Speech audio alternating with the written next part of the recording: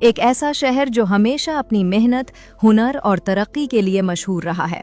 لیکن شاید بہت کم لوگ جانتے ہیں کہ بر صغیر کے ان چند شہروں میں سے ایک جہاں سب سے پہلے بجلی متعارف ہوئی وہ سیالکوٹ تھا۔ سن 1917 کے قریب جب بیشتر علاقے ابھی لالٹینوں اور چراغوں کی مدھم روشنی میں ڈوبے ہوئے تھے، سیالکوٹ نے ترقی کی ایک نئی صبح دیکھی۔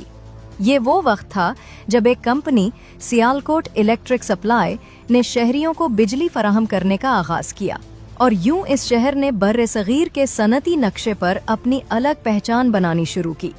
بجلی کے آنے سے سیالکوٹ کی فضا بدل گئی۔ کارخانوں میں مشینیں چلنے لگیں، گھروں میں روشنیاں جگمگانے لگیں، اور بازاروں میں رات دیر تک رونقیں بحال رہنے لگیں۔ یہ وہ لمحہ تھا جب سیالکوٹ جدید دور میں داخل ہوا، اور انسان کی محنت نے ٹیکنالوجی سے ہاتھ ملا لیا۔ سیالکوٹ اس زمانے میں بر صغیر کا ابھرتا ہوا صنعتی مرکز تھا۔ یہاں سپورٹس گڈز، میڈیکل آلات اور چمڑے کی صنعت تیزی سے فروغ پا رہی تھی۔ بجلی کے ذریعے ان صنعتوں نے نئی جان پکڑی، پیداوار بڑھی، روزگار میں اضافہ ہوا، اور شہر کی معیشت نے پرواز شروع کی۔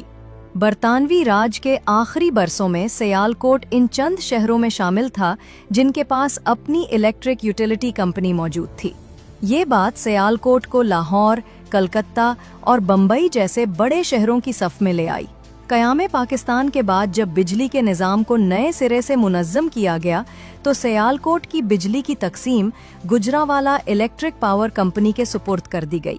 اس نئے دور میں بجلی مزید علاقوں تک پہنچی، مگر چیلنج بھی بڑھے: لوڈ شیڈنگ، لائن لاسز اور بڑھتے ہوئے اخراجات۔ مگر سیالکوٹ نے ہمیشہ کی طرح ہار نہیں مانی۔